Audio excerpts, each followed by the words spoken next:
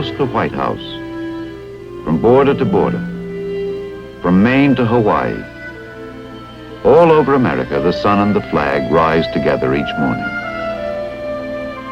So it has been for more than 180 years. So it was for nearly half a century under our flag of 48 stars. And before that, under 33 stars.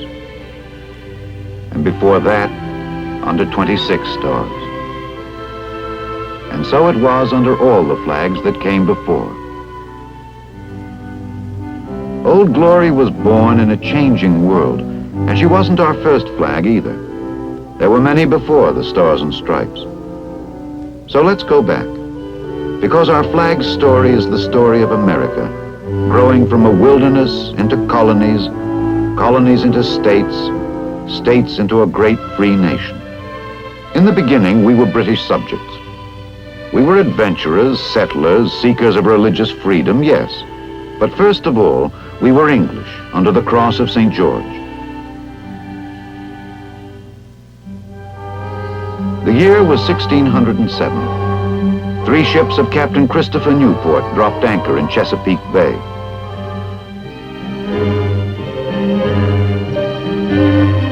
They were 4 months out of London. The new land was as strange to them as the planet Mars.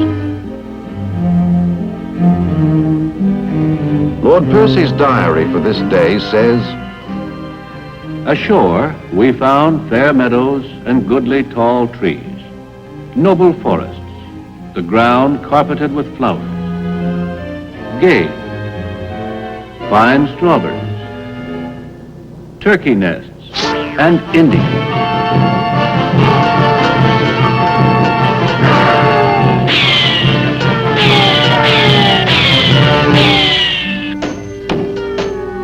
Thus began the settlement of Jamestown in the colony of Virginia.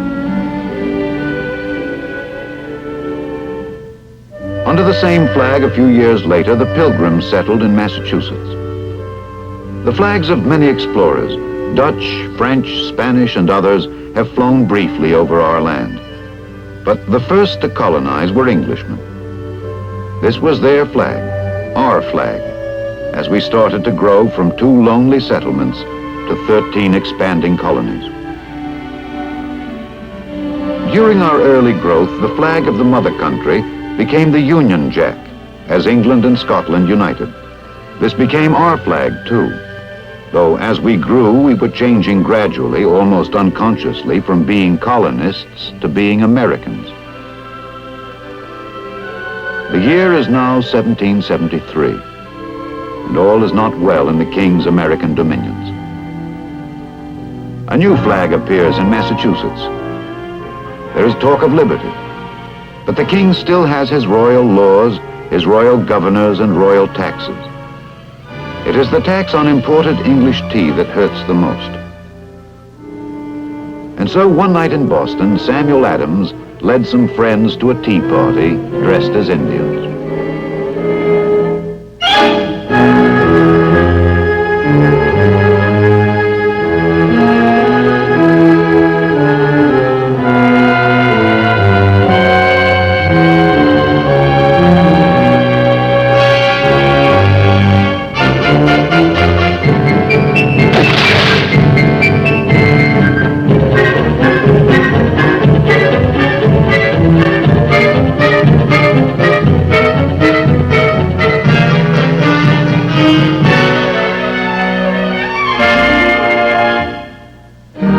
The strange new flag said liberty, but it was only a hope, not a reality.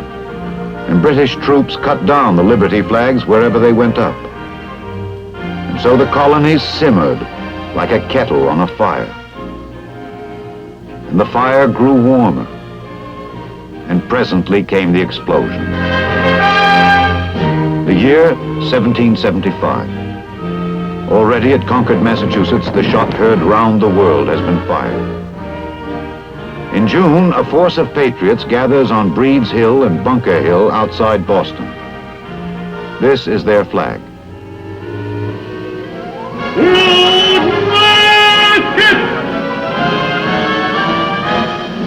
Don't fire! see the whites of their eyes. Fire!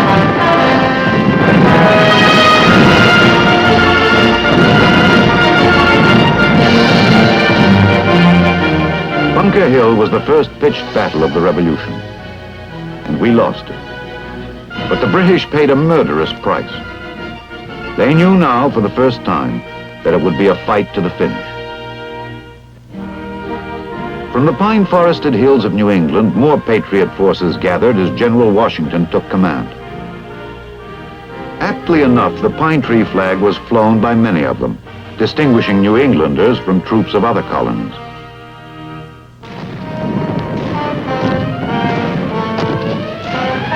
Boston was now besieged. The British troops that held the city were cut off by land. Floating batteries bombarded the British positions from the river.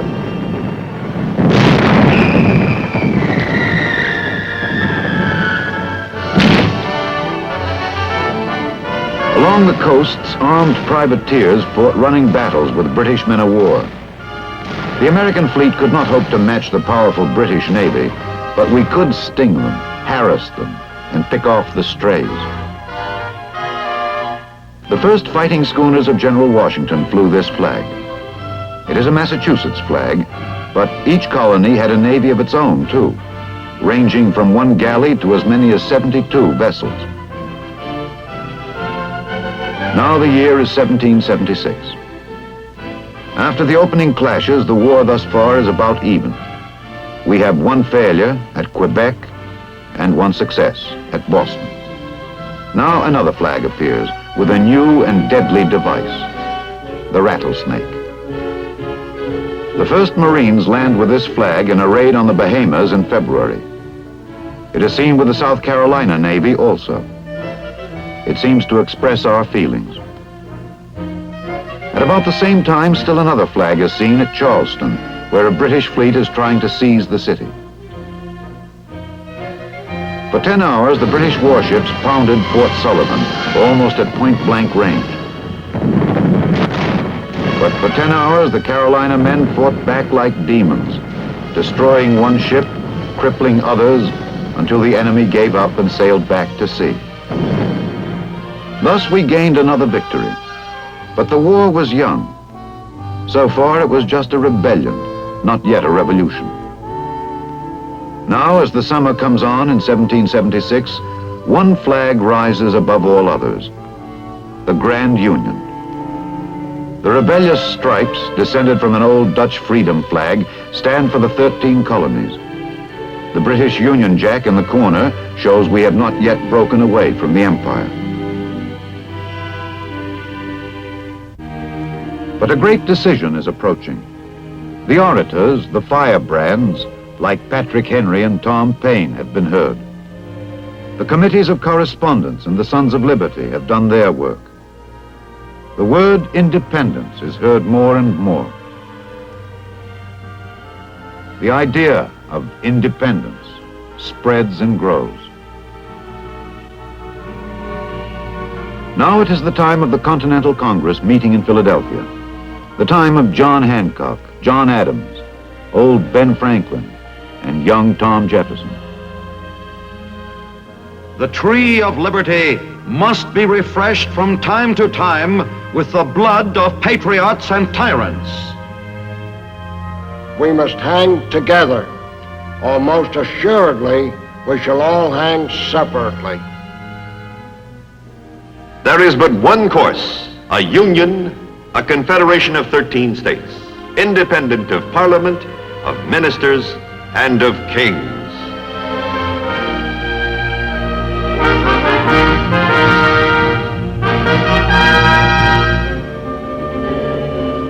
And so the day came, July 4th, 1776. Throughout the colonies ran the word.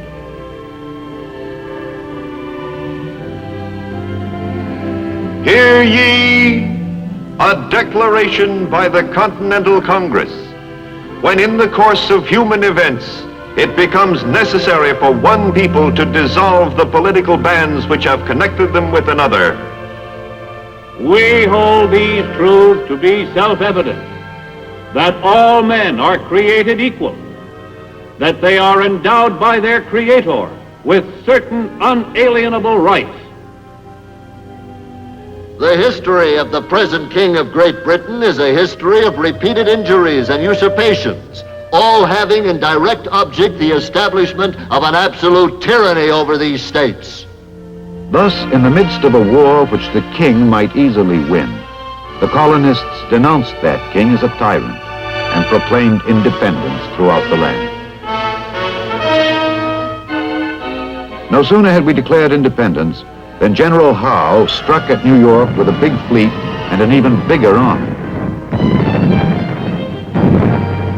Beaten on Long Island, we retreated to Manhattan.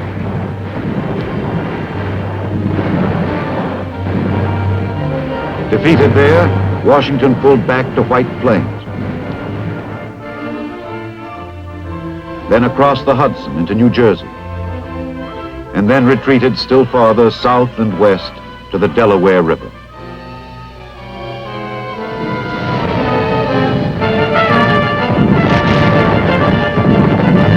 On Lake Champlain, meanwhile, a fleet of our homemade ships was sunk by British guns.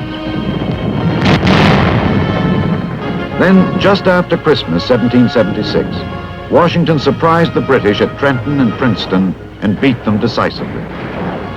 The war was a long way from being over. No, the war was not over, but we have arrived at a dividing line in history. Having separated from the crown, having finished with the empire, the flag of the United Colonies must become the flag of the United States. It is June 1777. The Congress of the United States enacts a resolution. That the flag of the 13 United States be 13 stripes, alternately red and white. That the Union be 13 stars, white in a blue field, representing a new constellation. Betsy Ross of Philadelphia may have made our first Stars and Stripes. Or perhaps her part in it is only a legend. No one really knows. But this we do know. The 13 stars were indeed a new constellation in the heavens of mankind. Stars of hope in a dark sky. From this time on, nothing in the old world or the new would ever be the same again. But in those early months, the form of our new constellation was not precisely fixed. At Bennington, Vermont, for instance, a British raiding party was crushed by a Patriot force flying this flag. Only a few days later, the Battle of Saratoga ended in a great American victory. But there was still plenty of fighting to do. On the high seas, John Paul Jones was doing his share under several different flags. This was one of them. It had only 12 stars. Why, we do not know for sure, but there it was, standing for liberty and union, and that was enough for Jones.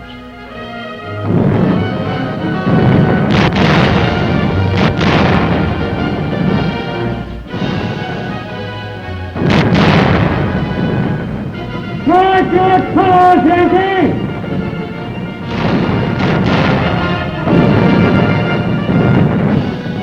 We have not yet begun to fight.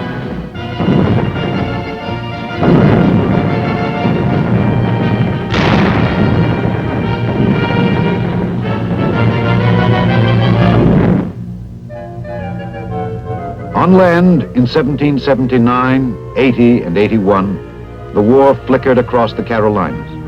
An American general said, We fight, get beat, rise and fight again. We lost at Camden and won at Kings Mountain. We won at Cowpens and lost at Guilford Courthouse. But win or lose, the British were paying dearly. This was our flag at Guilford. The stripes were blue and red. The stars had 8 points instead of 5, and they were blue on a white field instead of the other way round. Everything about the flag was wrong, except for one thing. It stood for the 13 United States. and that was all that mattered. The summer came on in 1781, and Cornwallis took his British army to the Virginia coast to contact the British fleet.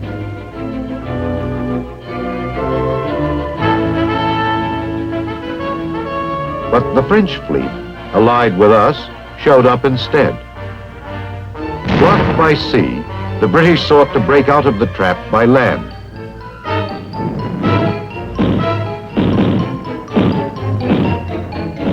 But Washington was there with every cannon the colonies could muster. It was time for another kind of flag.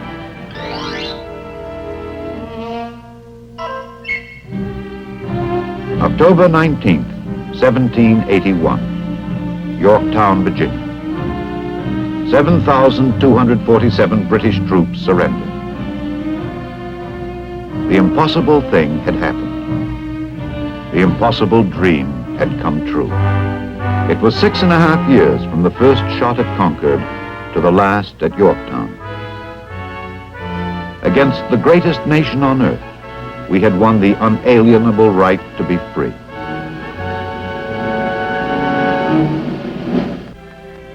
Now, in order to form a more perfect union, we adopted a constitution. Today, 170 years later, it still stands as the most brilliant document of its kind ever conceived. They built well, these architects of ours, planning for the expansion which was then already started. Vermont was the first new state to join the Old 13. Then Daniel Boone opened up Kentucky. Now we were 15 United States, and the new flag showed not only 15 stars, but 15 stripes as well. The year was 1803. President Thomas Jefferson, seizing a great opportunity, made the Louisiana Purchase. In one stroke, we bought the heart of the continent, a gigantic area from the Gulf of Mexico to Canada, from which another 13 states were destined to be formed. The cost was $15 million, the price of the Brooklyn Bridge.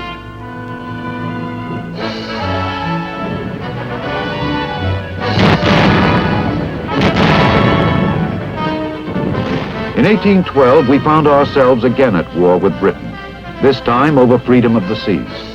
In this conflict, the spotlight of history shone on Lawrence and Decatur, on Perry at the Battle of Lake Erie, on Andrew Jackson at New Orleans. And there was another man who saw the bombardment of Fort McHenry, saw dawn break over its battlements, and caught the moment in deathless music. Francis Scott Key.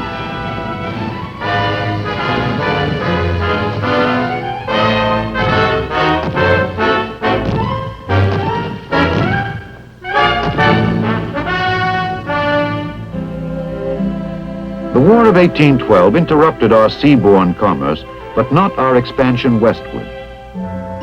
5 new states were organized and joined the Union by 1818. Now Congress returned to the original flag of 13 stripes.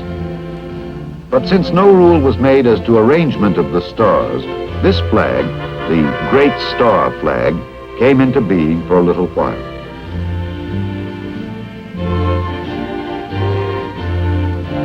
Most flag makers were content, however, to place the 20 stars in straight rows. Not that the 20-star flag could last for long. No, these were years when the making of flags could scarcely keep pace with the making of states. In the South, Mr. Whitney's cotton gin was transforming the entire economy,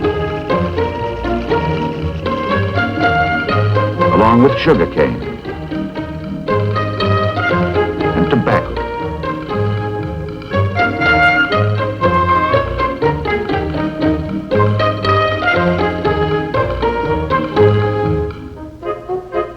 Government land could be bought for $1.25 an acre.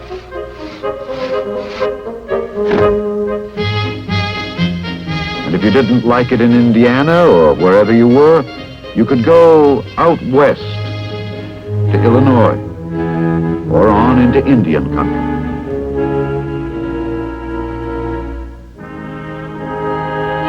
By 1837, 6 more states had joined the Union. Every few years, the stars of the flag had to be rearranged and increased. The settlements grew into villages, the villages into towns, and the towns began calling themselves cities.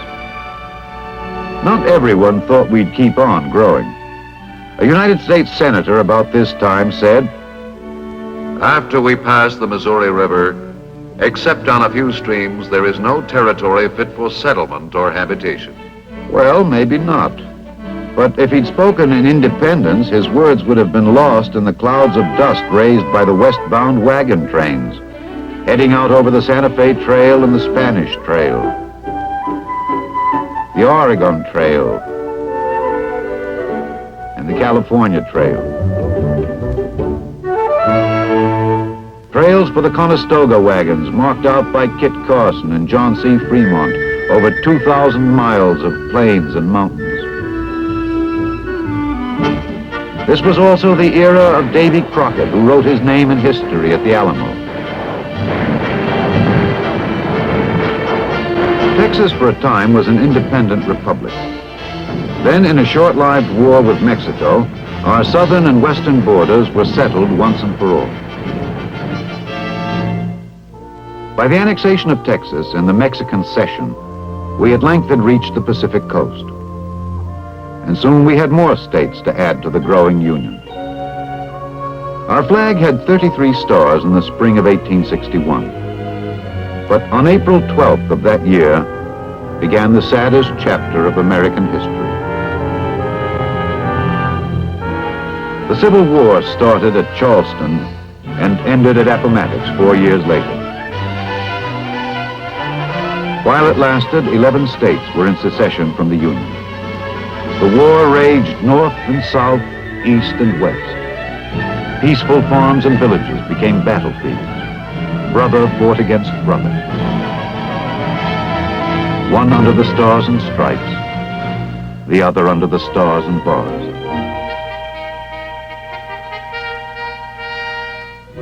This battle flag was also carried by Confederate forces throughout the war.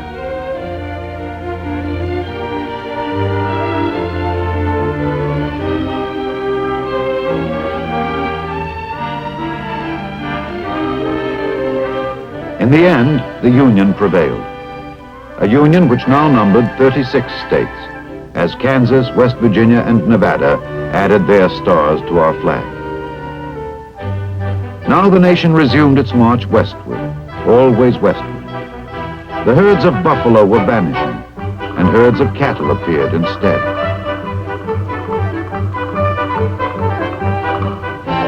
The railroad from the east joined the railroad from the west in what is now Utah. And in Philadelphia, there was a great centennial exposition. 100 years had passed since our Declaration of Independence.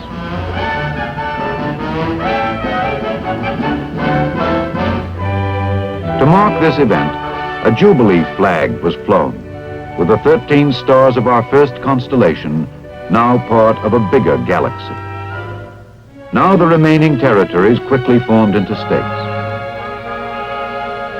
In 1 year alone, 1890, 5 new stars were added simultaneously to our flag. And by 1912, all the gaps had been filled.